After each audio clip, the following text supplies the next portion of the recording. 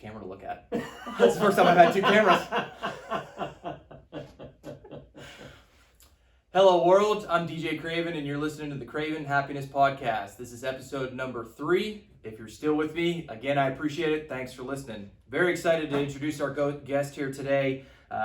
We haven't known each other for very long, but we certainly will hopefully know each other a little bit more here as we go through it. So, Bill Cox, thanks for coming in and joining me on the podcast and saying yes. Yeah, man, this is awesome. Yeah, absolutely. What you're doing. Yeah. So again, the whole idea of everything is happiness.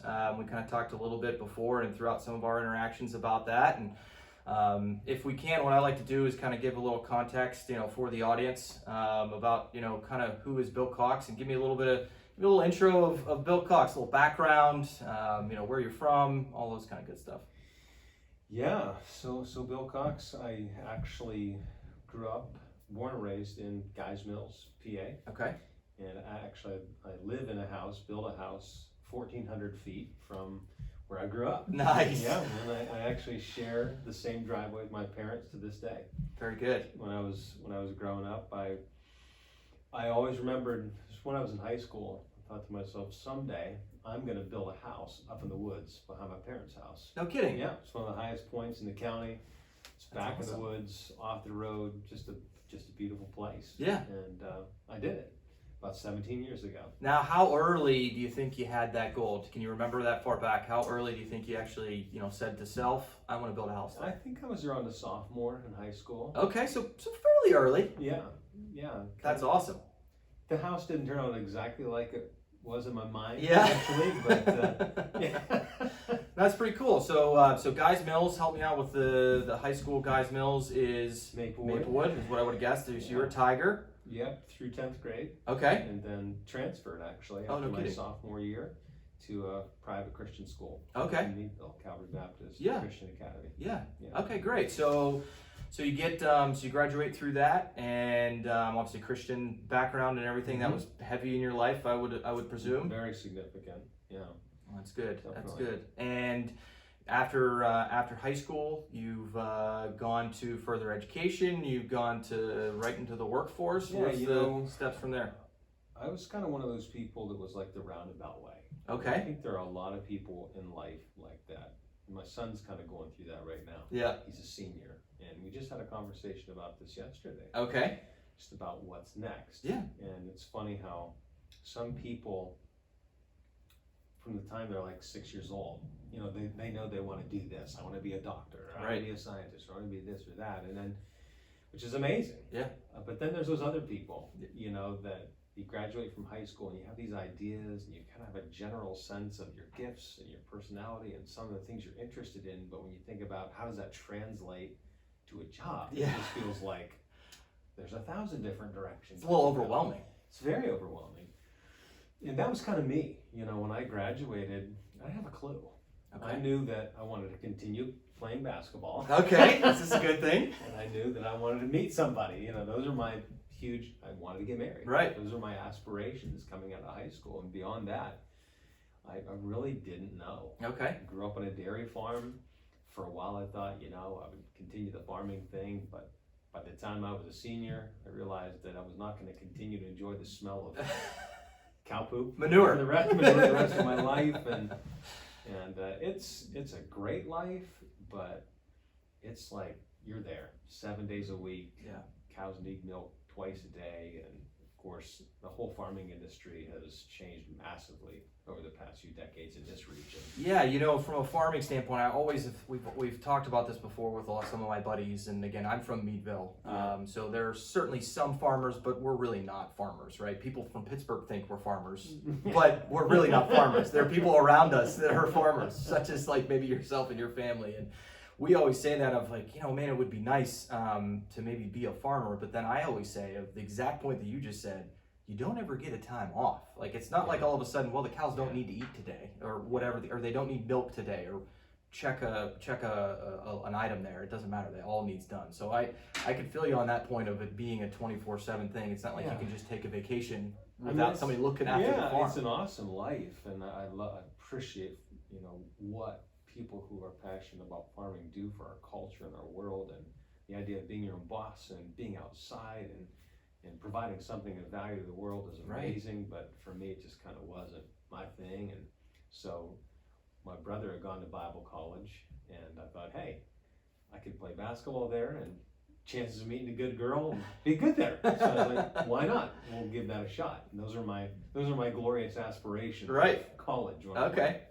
So you went. So you did go on to a Bible school of some sort. Yep. Went to a Bible college and went through the whole process and graduated from there. And Where, just interject. Where in the world are we at this point? So that was Southern Tier. New York. Okay. Binghamton Yep. area. Okay. Yes. About a 5-6 hour drive across the Southern Tier. Right. Very warm in the winters up there. Very much like around here. Yes. In the winters. No doubt. Yeah. And it was just it was a hard time for me, honestly. Okay. Kind of got lost during those years. Yeah. I mean, met some great people there, but got into a couple of relationships that weren't positive, and kind of came out of that whole situation. It was really, I think, a season of failure in some ways. My last year that I was there, I did an apprentice pastorate, and I was in a relationship where I was in process toward getting engaged, and the relationship just kind of fell apart. And I remember going to the pastor that I was working with, just saying, I kind of need to gracefully bow out of this thing. So I'm not in a good place right now, and I need to go home. Yeah. And so they were great about it. They were wonderful, and I just kind of went home with my tail between my legs, thinking, I don't think the ministry is for me. I think I'm just going to work on my dad's business, and I'll be involved in supporting the kingdom, the church that way. So came home and really just started working with my dad. He was an electrical contractor, and got an apprenticeship with him and started working in the business at that point. Okay, so talk to me a little bit more about that kind of you saying no, so to speak, to obviously maybe a relationship or maybe even that path. And my big hot topics on happiness, and the biggest one is self-awareness, and being able to kind of take that pause, take a little look within and understand what your gut is telling you a little bit, and being able to make that decision almost regardless of, because I would imagine you had to have a little bit in the back of your mind of judgment of others coming home, going to 4 years of college, and others, again, you obviously probably could have been in a very good place, but there certainly was somebody somewhere in the back of your mind is thinking, well, he just went to college and he didn't do anything, and now he's just working for his dad that didn't have anything to do with the degree. So talk to me a little bit about where you were in your own mind there, about having that gut check and that self-awareness, and being able to really be able to, you know what, no, I need to take a pause on this. I mean, you said it already, but talk to me a little bit more about how you felt and where you were able to kind of find that answer, or what made you ultimately make that decision. Yeah, I mean, I love what you're talking about when you talk about self-awareness. Yeah. I mean, to me, that was a great gift, of having that happen to me, because it was humbling. And I always say, the two greatest qualities that I can think of in a leader are humility and the refusal to quit. Yeah. That humility is kind of the foundation of self-awareness, and life has a way of breaking us at different points, and what we do with those moments can be opportunities for great growth or not, based on our level of humility and self-awareness. So for me, I wasn't thinking so much about what other people thought. I was just really kind of disappointed at how things had turned out, and kind of made me aware that my priorities were misplaced. And I had to kind of really step back and recenter myself on the Lord, which was great. It was a great gift, and it was during that time that I really just began to seek the Lord more. Was working for my dad, and what I started doing, I just started volunteering at a local church. Started working with a group of high school students, a youth group. Okay. And it was in that space that I really discovered my passion. Yeah. That my passion was for people. My passion was in really just connecting deeply with people in life, and kind of walking with them through life, Yeah. from where they were to, and especially with high school students, was awesome. Yeah. Because they're just this amazing place where they're starting to ask bigger questions. They've got big decisions, kind of like my son is at right now. And to be able to be in that space with them, to draw on your own experience, to kind of walk through that process and that period of their lives with them, to help them make better decisions, center their lives on the Lord, and get a real compass for where they were moving forward in their life was just awesome. And Yeah. it was in that space that I just came alive. I was just like, 4 years of Bible college did not teach me what I was supposed to do, but it was being in the space with people, with students, that I discovered what I was really passionate about. And it was during that I knew what my future was going to look like. And I knew immediately that my future was not going to be in my father's business, which created a hard conversation. I would imagine. With my dad, but he was great about it. He was super supportive of the whole process, and that was what started it kind of was what launched me into a 20-year career in ministry. Yeah, no, that's awesome to be able to just to kind of, and maybe it's one of those things where it's awesome, and not that you don't want to give yourself so much credit, but to be able to go to, the couple hours, probably a week or whatever it was that you were able to do to volunteer time, and know that you're thriving just in that little bit of time more than you probably did your entire 4 years, as you mentioned, in Bible school. Yeah. It's amazing on how quickly something like that can click. Yeah. And it's kind of a part of, whether it be, kind of bringing value to the audience of just go out and try. If you don't know until you try something, and sometimes you're trying something that you don't like. It's not even the plan, right? It might not be the whole intent of going and taking this meeting or going to have this coffee with somebody. You just never know what it could turn into, and it's just amazing on that story that you were able to just not fall into it, because you always had the ministry and the love for God and all of those things in there, but to be able to find that's pretty phenomenal. Well, I told you this the other day, the idea of your podcast, I think, is just awesome. And I think everybody seeks happiness at some level. For me, it goes a little bit beyond happiness. When I think of happiness, I kind of think of more like meaning. For me, when I think about happiness, I think more about, I think people often think about circumstances. As long as the circumstances of my life are trending in the right direction, did my Browns beat the Rams last night? Yeah. What's their record right now? Where do they stand in the division? Am I making, what's my job? I'm making a lot of money at that. Or do I have the right friends in my life? Or all these things that people are looking at a little more circumstantial. Right. Or to me, meaning transcends that. Mm-hmm. And when I think about true fulfillment in life, I'm not always happy, but I'm trying to seek deeper meaning and fulfillment from life and life's experiences.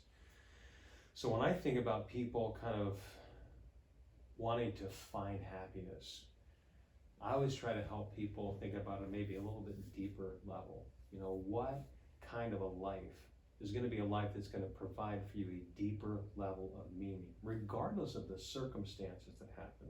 Because I feel like sometimes the hardest situations and circumstances of life can be the richest. They can be the places where you find the deepest meaning. They can be the places where you grow in maturity and wisdom in ways that you couldn't without those circumstances. Yep.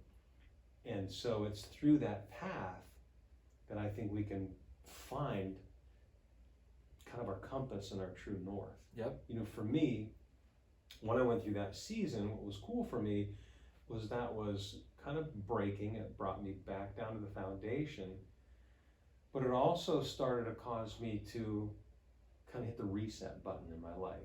What is it that I really want my life to be about? Right. For the last 4 years, I've kind of been on autopilot, following my brother's path and following a very surfacey vision of what I think would make me happy in life.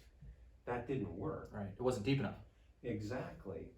But then when I started volunteering with these group of students, I found something that was much deeper and more meaningful and fulfilling that was, I knew intuitively that even though I didn't know exactly what I wanted to do, I knew that in order for me to find a life of meaning and deep fulfillment, I would have to live in harmony with what I was truly passionate about at the core, with what I believed in at the core, even if that meant moving away from my father's business where I could have had all kinds of security in that. Mm-hmm. I knew I couldn't be fulfilled there. I knew there was no harmony between who I was at the core and what I would be doing in that business. So even though the path I didn't know what the path was going to look like, I knew I had to start walking in the direction of that, and that the path would reveal itself. I tell my son this all the time, so, Bud, you don't have to know exactly what it is you're going to do. That doesn't matter to me. You just need to step into life, but I do want you to have direction. Yeah. And that direction needs to harmonize with who you are at the core. Yep. How you're wired, what you're truly passionate about, what makes you come alive, what your values are in life. Those are the sorts of things, your life experiences, and you put all those together. Now ask yourself the question, what makes the most sense? You don't have to have all the answers, but you just start stepping in that direction. And I find that the path kind of reveals itself. Yeah. When I started stepping in that direction, I worked myself into a job at that first church. Within a couple of years, within a year of working with that youth group, I said, I see a bunch of these 20-somethings that are in the church and they're lost and they have no compass and they're disillusioned with life and they're disillusioned with the church. So I told the pastor, I said, I think I should start working with these people. Yeah. I didn't want to because they were just like purposeless and Yeah. rudderlessness, but I feel a calling to work with these people, and started working. Within a year we had 40 kids, who were coming regularly to a Bible study and a gathering that started this ministry of these kids. And literally within a year, I had worked myself into a full-time position at that church. Yeah. And the path started to unfold as I stepped into my calling and my passion and those things that I felt like were the core to who I was as a person. Yeah, that's awesome. There's so many things in there that I want to interrupt, but it was good stuff. So I didn't interrupt at all because it was just too good. But there's so things, just to kind of go back to where you're saying about North Star and your direction and all of those things. What I've said here on this podcast, and it's very infancy, and what I've been saying is that it's not about the number of zeros in your bank account. It's not about the clothes that you wear or what your house looks like, any of those things. It's, in my opinion, of happiness. And again, what you're saying is that deeper meaning and value of it. It's the same basic principle, right? And to be able to have something that you're passionate about, to be able to wake up every day and do that passionate thing on a daily basis, it's phenomenal for me to sit here and see that you found that. I somewhat, maybe intuitively, or it's pretty obvious by you speaking, that you're there and you're on that path, and it's good for right now. That's the other thing too, is that our paths change, right? Absolutely. It's not always going to be the same thing. No. And this notion of whatever decades ago of, okay, well, this is what you did when you got out of high school or got out of college, and that's what you're going to do for the next 45, 50 years. Yeah. It's okay to change. People change. Humans are emotional. We change. Absolutely. And there's circumstances that are going to certainly help that change, but you got to be able to look within and be able to go forward and all that. So all that is great. And there's this other part of things that another word that I use a lot, and whether you want to touch on it or not, is perspective on things. And you look, let's use your son as an example, right? So he's a senior in high school. He may or may not have an idea on what paths dad's telling him that he should or shouldn't go on, or just kind of giving him a general idea of where you want to go. The reality is that I'll use me as an example to counter to him, right? I'm 34 years old, okay? So he's 18. Let's just say that from an easy math standpoint, let's just say he does go and does something for 4 years, whether that's a school or job or whatever it is, okay? He's 22 at that point. He has another 12 years to get to where I'm at, right? And he's 34. Young as young can be. He could literally screw up to the point where doesn't know what he's doing for 12 years. Again, I'm giving him a 4-year bonus for college. and he's still going to be young enough to be able to start his whole entire career, right? So it's a patience and a perspective thing where I'm at right now, and I know that you'll understand this from a sports perspective. 34 years old, let's just say modern medicine is going to take us close to 100. I'm at basically the end of the first period. If there's 3 periods, I'm ended the first one. And the reality is, my first period, half of it was as an adolescent and a child. So I'm not even the end of the first period. Yeah. I've got so much life to live. Again, not necessarily exactly knowing your age, but you got it, senior in high school, you're probably almost maybe halfway. Yeah, I'm at the end of my second stage. Yeah, you know what I mean? But you still have so much life to live, Absolutely. so many things to give. And it's just amazing that people sometimes get those blinders on what's today, what's tomorrow, maybe even what's this year.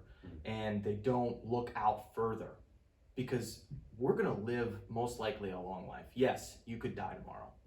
You are going to die. Everybody's going to die, right? We're going to have an end to us breathing on this earth. We get that. Mother Nature's undefeated, but there's just so much there, that's so much potential, and so many things can happen. You can screw up something tomorrow. You could screw up things for 10 years and still be okay. Yeah, dude, I love that perspective.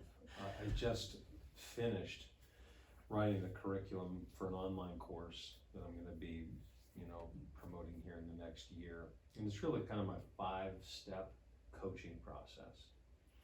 And the 5th step is overcoming life's setbacks. Okay. And it was funny, I just took this pilot group of people through it, and one of the people said, for me, this 5th step was the most powerful, and I think it belongs at the end.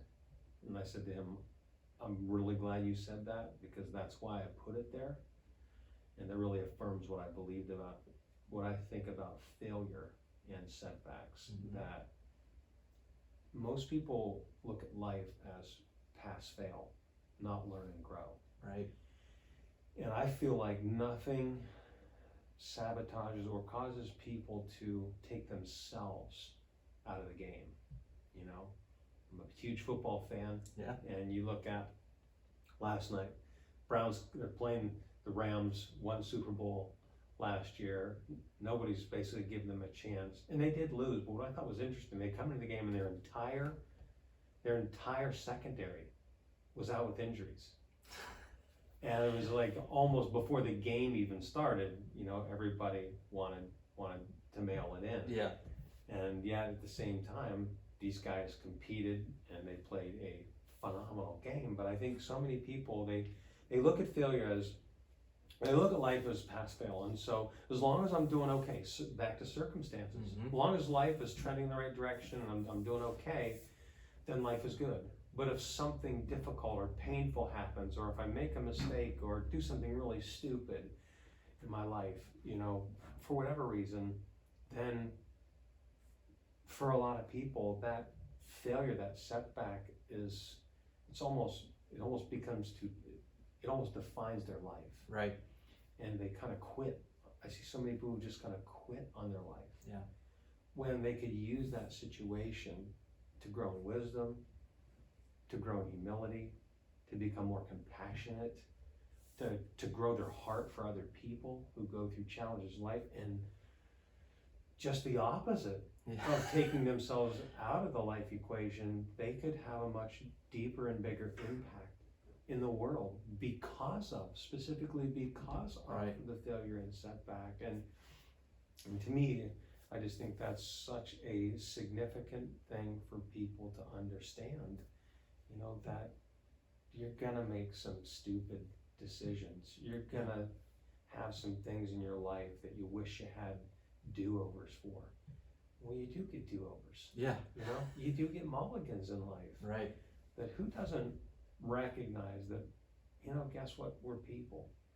And we make some bad decisions, and we do things that we wish we wouldn't have done, and we say things we wish we wouldn't have said, and sometimes we make decisions that lack the right, information to make them, or we went off half-cocked, all kinds of things that cause us to do things in life that wish we had back. But like you say, here you are, you're only 34. Yeah, I know. And I always tell people, hey, you know what? The best is yet to come. You can look at example after example after example of people who chose to take ownership of their lives, even at late stages in their life.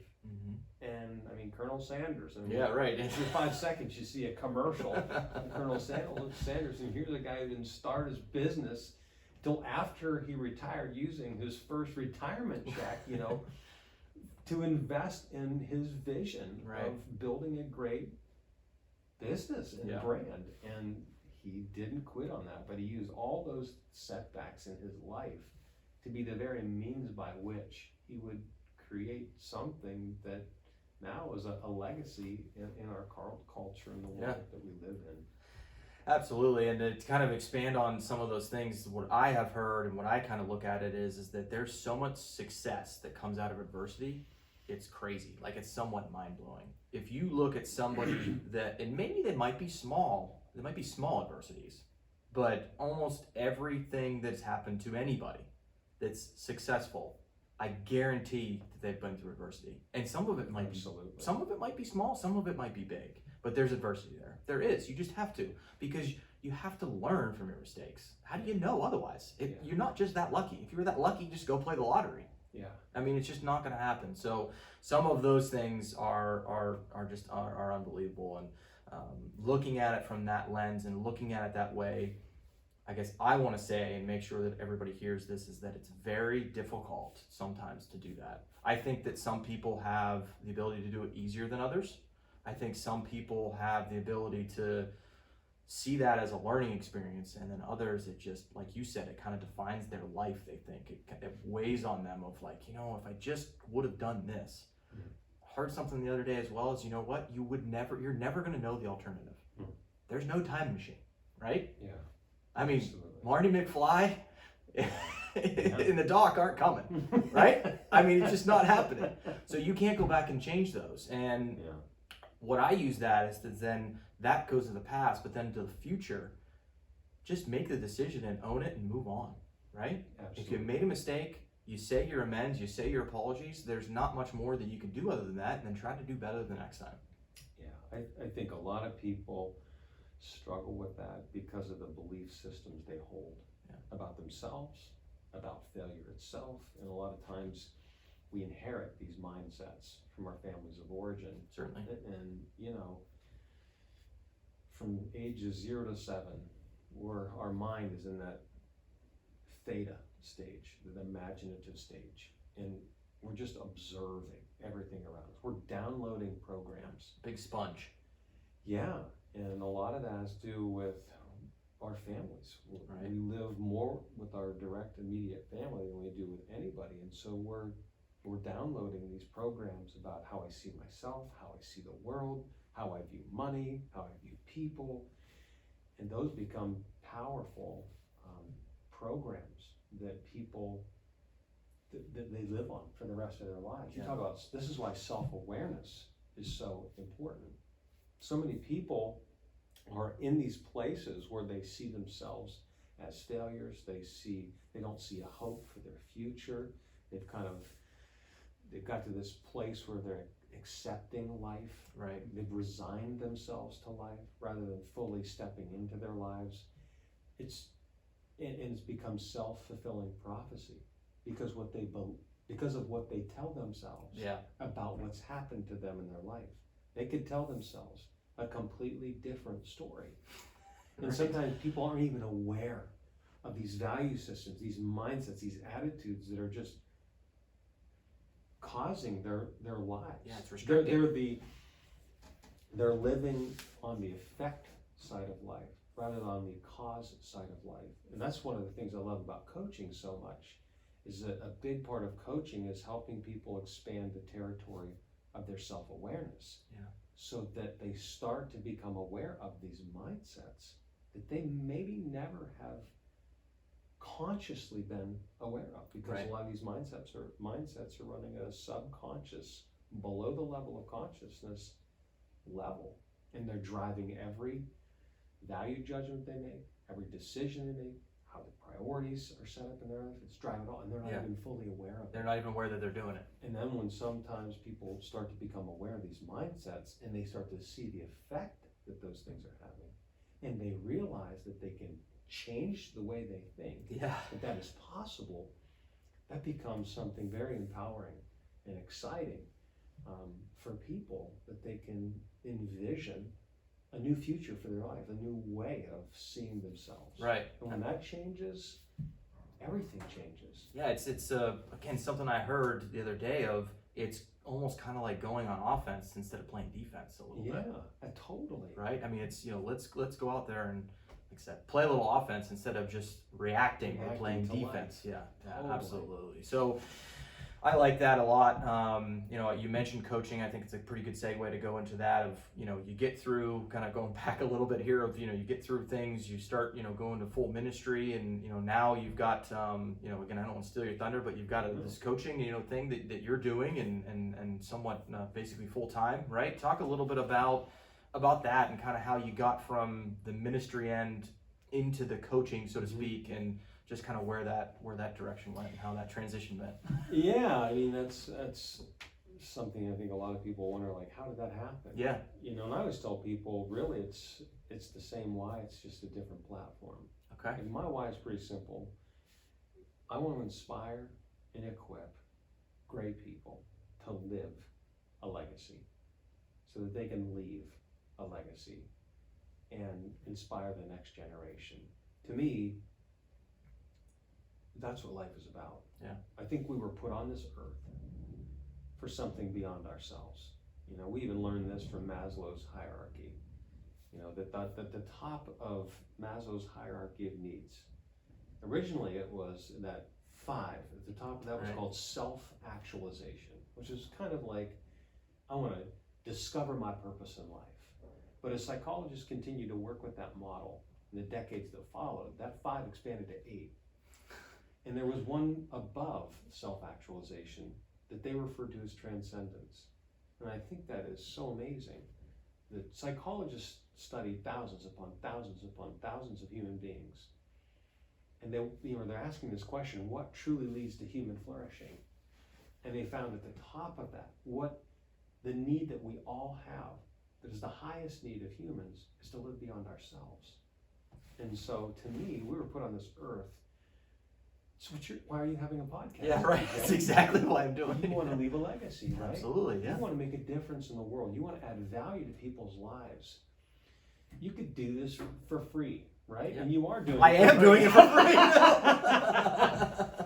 But it fills you, doesn't it? I mean, Yeah, doing it does. things like this fills you because of the idea that you're doing something that you said to me the other day, if I could just make one more person happy. Why is that important to you? Because it just feels good, right? Yeah. It's one of those selfless and also selfish all at the same time. By being literally down to the person opening up a door for somebody, holding a door for somebody if they're behind you, or letting them go in front of you. It's so crazy to me to think about. It makes me feel so good, so I'm doing it selfishly, but it's a selfless act. It is. And that example is easy, right? That's an easy example. There are a lot harder examples. Give you one. So I big into sports all growing up. Lettered in 4 sports in high school. I played 3 sports in college. Just big sports. That's all I did. Like in college, I did a little bit of studying. I hung out with my future wife, and I did sports. Those were kind of the 3 things. That was it. Yeah. And I have gotten to the point now where I've gotten kids, and they're starting in their own sports, right? Well, one of them played a sport that I actually played, I know something about. So I volunteered to coach, right? I have 2 days a week in the summer, soccer. And when I say soccer, it's not really soccer. It's 4 and 5-year-olds running around. It's a mongrel horse. Yeah, it's babysitting, right? That's all it is, right? And again, it's my middle child, and she's full of energy and everything. And where I'm going with all of this is that, I've got a very stressful job, yes. At the end of the day, what's the last thing that you think you want to do? And it's go wrangle 4 and 5-year-olds around a soccer field. It's hot, it's the middle of July, you're sweating, it's not a pretty sight. But it's unbelievable on me going there, thinking in my own mindset of, I almost halfway don't want to be here. Honestly, this is me being true, vulnerable right now. But when I leave, I'm the happiest person ever, because it is just awesome. Yeah. To have those kids at the end of the day come in We did like a cheer of just like 1, 2, 3 fun at the end. Mhm. The kid is literally, there was one kid, he's sitting on the sidelines underneath his mom and dad's legs the entire game. Doesn't want to play the whole game, right? But he comes up and cheers. Mhm. And that part is pretty cool to me. That's awesome. You know, as a person of faith, it doesn't surprise me at all, because you know God's the one who created us, you know, to live life that way. So when we live in harmony with how God's designed us, we're going to feel full inside. So when I hear the psychologists talk about the fact that the highest need that we have is for transcendence, living beyond ourselves in Yeah. the service of others, it reminds me what Jesus said. It is more blessed to give than to receive. Jesus said, John chapter 10, I have come that you might have life and you might live it more abundantly. You know, a lot of times people think of God as the cosmic killjoy, and it's the exact opposite. God has come that we might live full lives, abundant lives. And when I see people like yourself in the world living life to add value and make the experience of other people's lives richer and deeper, I run into the most fulfilled and happy people in the world. The most fulfilled, happy, alive people are the people giving themselves, expending themselves, wanting to make a difference in other people's lives. So for me, coming back to this whole issue of what's led next me from ministry to coaching, in the ministry space, I was always doing that with people in the church, helping them live legacy lives, right? Helping them live a life beyond their life. You know, because one thing I always joke about is, you know, I recently checked the mortality rate and it's still up around 100%. Yeah, right, exactly. Absolutely. And I always say, you know, that the wisest people in the world, and I deal with leaders a lot, you know, the best leaders are the leaders who embrace reality. Mm-hmm. They are able to look reality in the face and deal with it. Well, death is ultimate reality that every one of us are going to face. So one of the things I do in one of my leadership courses, the last session, is around the law of legacy from John Maxwell's 21 Irrefutable Laws. And one of the exercises they have to do is literally they have to imagine and write out their own obituary. They have to imagine their own funeral. And they look at me like I have a third eyeball grown out of my head when I ask them to do this exercise. They're like, Bill, that is like morbid. Right. I'm like, no, that is so motivating, because it is going to give you clarity of the end. And when you have clarity of the end, you start to ask yourself the biggest questions of life. What have I been put on this earth for? And how do I want to be remembered when I leave? Because guess what? I always tell everybody this. You will leave a legacy. Whether you want to or not, whether you plan to or not, you will be remembered for something. And the wisest, best people that I know who've influenced my life, who I think have the biggest influence on the world, they ask themselves that question before they die, before they get to the end of their life. And they allow the clarity of the end to influence the now. Right. Those are the people who live lives with unbelievable clarity, who choose the best priorities, and who never lose sight of, or when they do, they're quickly able to come back to what's most important and align their daily decisions around ultimate reality. That's true wisdom. And so for me, my dad was a business owner, and I had a kind of a front row seat to see how he was building his businesses. And the more I saw that, the more I wanted to get outside the four walls of the church. I wanted to rub shoulders with people in business, people in the marketplace, because I had such incredible respect for how hard business leaders worked. Yeah. Most business leaders, they're good people who do what they do because they want to add value to people's lives through their services that they offer. They want to make a difference in the world. They want to make the world a better place through their products or services. They're good people, and yet they're experiencing a lot of challenges in building those businesses. And I'm like, I would love to be able to be in that space with those people. And it was that passion that started to kind of take me down the path of getting certified as a coach, led to my coaching certification. Then that led to me hosting a conference while I was still on staff for area regional business leaders, about 200 people came to that conference, and that was the thing that really kind of launched my business and slowly led me from where I was in ministry to take the leap to go full-time into coaching. So take me to that, whether it be the first conference or, there's somewhere in there where you kind of, again, not that we're talking a lot about things that it's never ending type of thing, but take me to that time in your recent coaching career here, where it's like, well, people are actually going to come to this. People are actually going to show up, because there's still a little bit of, yeah, you're obviously a confident person. You're, what you can do and what you can bring value, but you still got to put butts in the seat, so to speak. Mm-hmm. And what's that feeling like? A little bit of, take me through that in your own mind of, okay, this might actually work a little bit too, right? Because there's got to be a moment to that, of like kind of the aha of like, okay, this could be something here. Yeah, and I think a lot of that really has to do with going back to how we see ourselves. I've always struggled with insecurity, self-esteem issues my entire life. Okay. Being willing to bet on myself, and a lot of those self-image issues have held me back for a lot of the years of my life. And I often tell people, you have to get to that point in your life where you're willing to bet on your dream, where you're willing to bet on your vision and believe that you're enough. That vision has been put in your mind and your heart for a reason. It's not by accident. Are you willing to believe that? Are you willing to believe that you are enough to see that vision become a reality? I think a lot of people are there in life and they're just too afraid to bet on themselves. Yeah. But if they did, their lives would radically change. So I had a vision for coaching, and so I just started acting on that vision. Just try it. I did a lot of coaching informally with, I was responsible for leading our staff. We had 3 different sites, 20-some full-time and part-time staff, and hundreds of volunteers. So I had coached for years in the ministry space.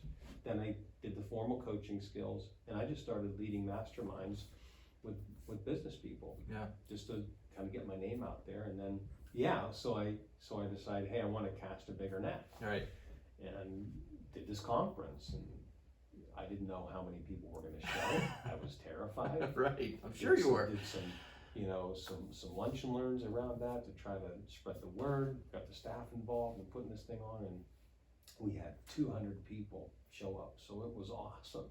But then I did this invitation at the end. I put a list out. I said, if you want to sign up, I'm going to you can be part of a 12-week free complimentary mastermind on the 21 irrefutable laws of leadership. Because I think a lot of people, when you tell them you're a coach, they think basketball or football. They don't understand what coaching is. Yeah. So I found the best way for people to understand coaching is for them to experience coaching. See it, absolutely. Experience it. So hence the complimentary mastermind. I had 6 people sign up. I felt like a total out of failure. 200. Out of 200. I was like, you gotta be kidding me. Right. But one person, and I always tell people this, never underestimate the power of just one contact. I was just gonna say that. All you needed was one. One person was an admin at a large insurance company in our region. Mm-hmm. And she was an admin for the key influencers of an entire division. And she looks like a little granny, but she is a fire hose of vision and energy. She signed up, and that initial contact led to a mastermind with 8 other people inside that company. And those 8 other people, they just came alive during that 12 weeks. It just went viral in this division. She became a evangelist for my program, put me in contact with somebody in learning development. It led to the creation of 2 paid courses, and now 5 years later, almost 700 people have gone through one of my courses. Yeah, that's awesome. So it's just cool if we're willing to just step into it, believe in it, and bet on it, and not quit, and just continue with that vision. There's a lot of other pieces. Oh yeah, I'm sure there's a lot of details, but we're capable of so much more than we give ourselves credit for. And I see so many people living their lives below their potential and beneath their potential, beneath what's possible. I know that because I lived that. Right. And so that's why in coaching,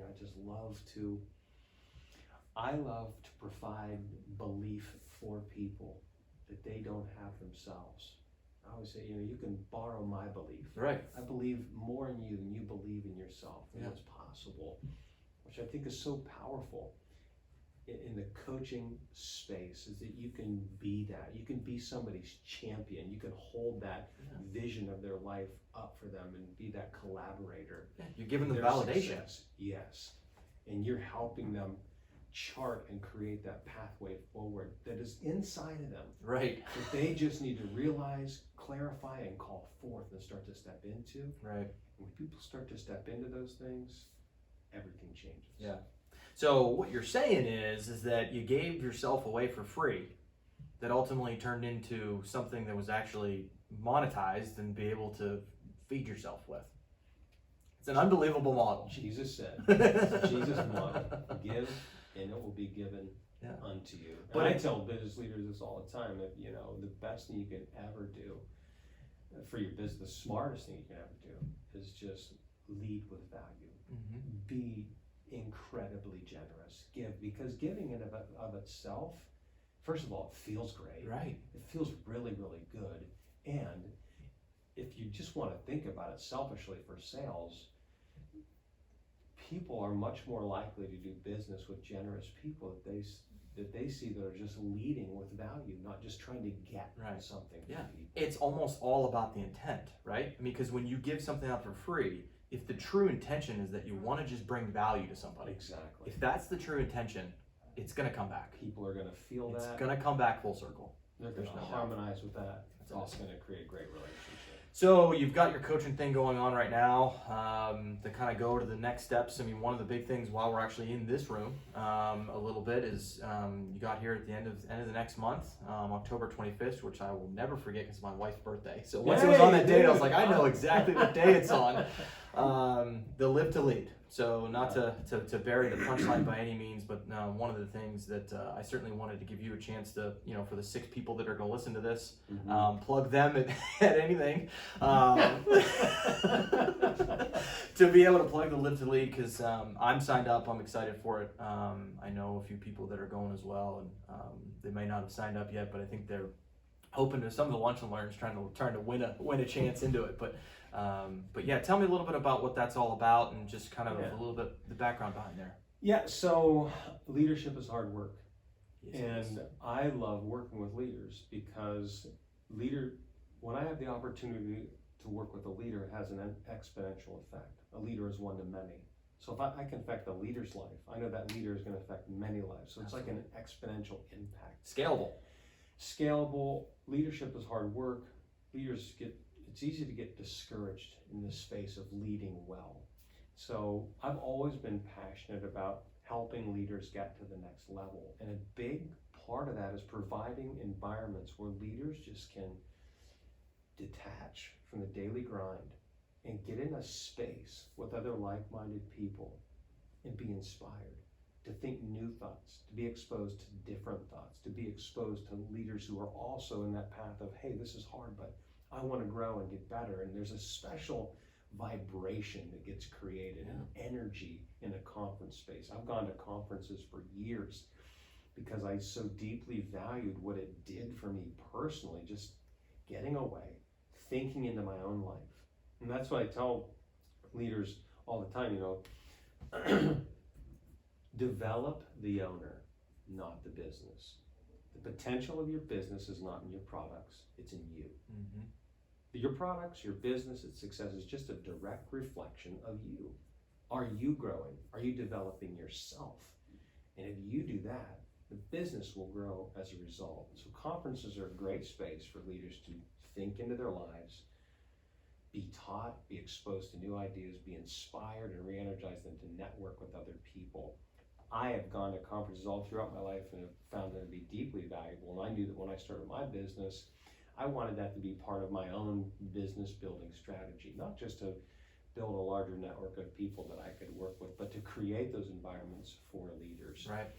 And I'm a John Maxwell certified coach. And John was hugely instrumental in my own growth and development. And so I knew when I became a coach and he had created his own coaching certification program, it just kind of felt like coming full circle. Right. Because he had an influence. He was the first person that I was exposed to when it came to leadership. He was talking about leadership when nobody was talking about leadership. And so joined the JMT 2011 and 2013 is when I went through their program. But then they created a simulcast, a leadership simulcast, this conference, half-day conference called Live to Lead. And it was a conference created for John Maxwell certified coaches to host. I knew immediately that I wanted to be able to align with that. Yeah. So, I've been doing that for 5 years now in Erie. And then 3 years ago, one of my clients in Bradford had been bringing 20 people to Erie. And I'm like, Seth, why don't we bring Live to Lead to you? Right, yeah. I live an hour and a half from Erie. He said, you can do that? I'm like, yeah, man, let's do it. Yeah. So he was super networked into the chamber there. And like for the last 2 years now, I've got 80 to 90 people in Bradford. Wow. And then these amazing folks at New Beginnings Church, where I attend, one of their pastors came to me and said, hey, would you think about bringing Live to Lead to Meadville? Which is kind of funny, like this is the area that I'm from. Right, yeah. But because my business has all been north toward Erie, I hadn't been as networked into the area. Right. And I'm like, yeah, I'd be totally open to that. So did a lunch and learn with some area businesses, and the chamber jumped on board. They were super excited about that, and it just seemed like the timing was right. And there's been a lot of energy around it in this region. There's not a lot happening related to conference opportunities where people can come and grow and learn and network with others. So adding a third city here in October in Meadville here at New Beginnings, and really excited about that. That's great. No, that's great. Like I said, I'm looking forward to it for sure. And this has been great. I really appreciate your time and everything. Looking forward to the Live to Lead. And you never know, maybe we'll get together, I'm sure, at many things, whether it be on or off air. That's gonna continue, because I think a lot of our views align very, very similarly in some ways. And so I appreciate the time. Everybody, thanks for listening. We'll wrap this up. Again, you're listening to the Craven Happiness Podcast. We'll catch you on the other side. Thank you, buddy. Thank you. Awesome. That was awesome. Love it. Love what you're doing, man. It's good stuff.